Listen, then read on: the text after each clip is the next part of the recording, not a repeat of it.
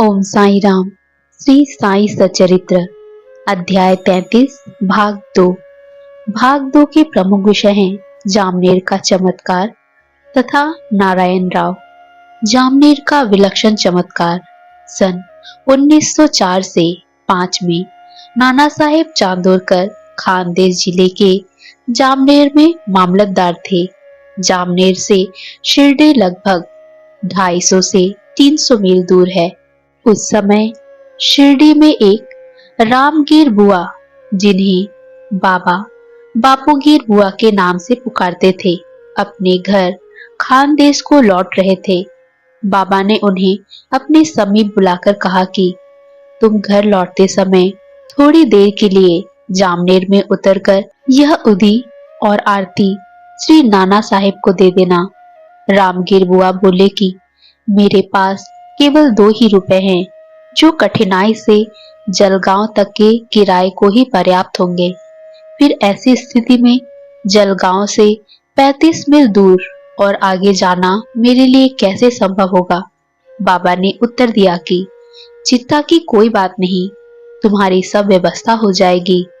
तब बाबा ने श्यामा से माधव अडकर द्वारा रचित प्रसिद्ध आरती की प्रतिलिपि कराई और उदी के साथ नाना साहेब के पास भेज दी।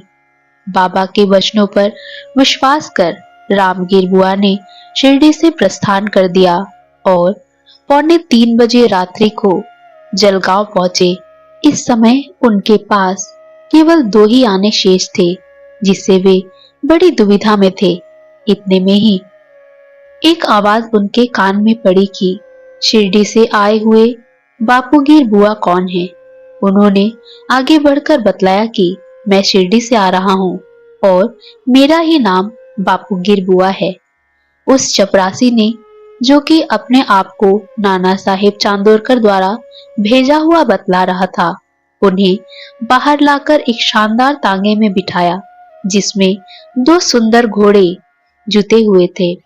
अब वे दोनों रवाना हो गए। तांगा रोककर घोड़ों को पानी पिलाया। इसी बीच चपरासी ने रामगीर बुआ से थोड़ा सा नाश्ता करने को कहा। उसकी दाढ़ी मूछे तथा अन्य वेशभूषा से उसे मुसलमान समझकर उन्होंने जलपान करना अस्वीकार कर दिया। तब उस समय चपरासी ने कहा कि मैं गढ़वाल का क्षत्रिय वंशी हिंदू हूँ। यह सब नाश्ता नाना साहेब ने आपके लिए ही भेजा है तथा उसमें आपको कोई आपत्ति और संदेह नहीं करना चाहिए। तब वे दोनों जलपान कर पुनः रवाना हुए और सूर्योदय काल में जामनेर पहुंच गए। रामगीर बुआ लघु शंका को गए और थोड़ी देर में जब वे लौट कर आए तो क्या देखते हैं कि वहां न तो तांगा था, न तांगे वाला और न ही तांगे के घोड़े। उनके मुख से एक शब्द भी न निकल रहा था। वे समीप ही कचहरी में पूछताछ करने गए और वहां उन्हें पता चला कि इस समय मामलतदार घर पर ही हैं। वे नाना साहेब के घर गए और उन्हें बतलाया कि मैं शिरडी से बाबा की आरती और उदी लेकर आ रहा हूँ। उस समय मैनाताई की स्थिति बहुत ही गंभीर थी और सभी को उसके लिए बड़ी चिंता थी। नाना साहेब ने अपनी पत्नी को बुलाकर उदी को जल में मिलाकर अपने लड़के को पिला देने और आरती करने को कहा। उन्होंने सोचा कि बाबा की सहायता बड़ी सामयिक है। थोड़ी देर में ही समाचार प्राप्त हुआ कि प्रसव कुशलता पूर्वक होकर समस्त पीड़ा दूर हो गई है। जब रामगीर बुआ ने नाना साहेब को चपरासी, तांगा तथा जलपान आदि रेलवे स्टेशन पर भेजने के लिए धन्यवाद दिया तो नाना साहेब को यह सुनकर महान आश्चर्य हुआ और वे कहने लगे कि मैंने तो कोई तांगा न चपरासी ही भेजा था और न ही मुझे शिरडी से आपके पधारने की कोई पूर्व सूचना ही थी।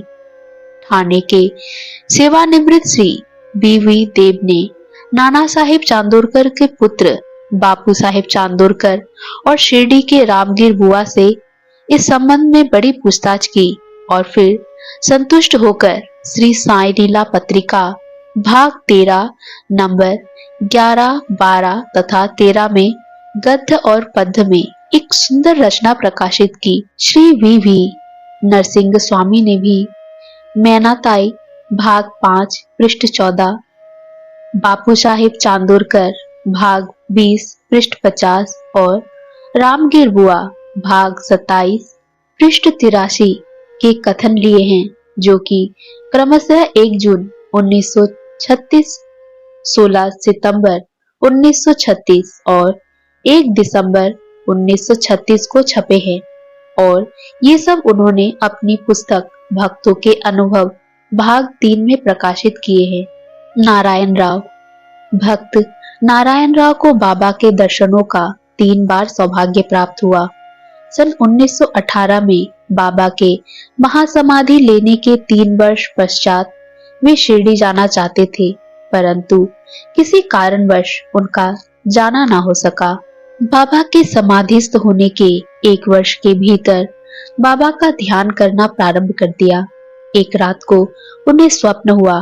बाबा एक गुफा में से आते हुए दिखाई पड़े और सांत्वना देकर कहने लगे कि घबराओ नहीं, तुम्हें कल से आराम हो जाएगा और 1 सप्ताह में ही चलने फिरने लगोगे। ठीक उतने ही समय में नारायण राव स्वस्थ हो गए। अब यह प्रश्न विचारणीय है कि क्या बाबा देहधारी होने से जीवित कहलाते थे और क्या उन्होंने देह त्याग कर दी इसलिए मृत हो गए? नहीं, बाबा अमर हैं क्योंकि वे जीवन और मृत्यु से परे हैं। अब यह प्रश्न विचारणीय है कि क्या बाबा देहधारी होने से जीवित कहलाते थे और क्या उन्होंने देह त्याग कर दी इसीलिए मृत हो गए? नहीं, बाबा अमर है क्योंकि वे जीवन और मृत्यु से परे हैं।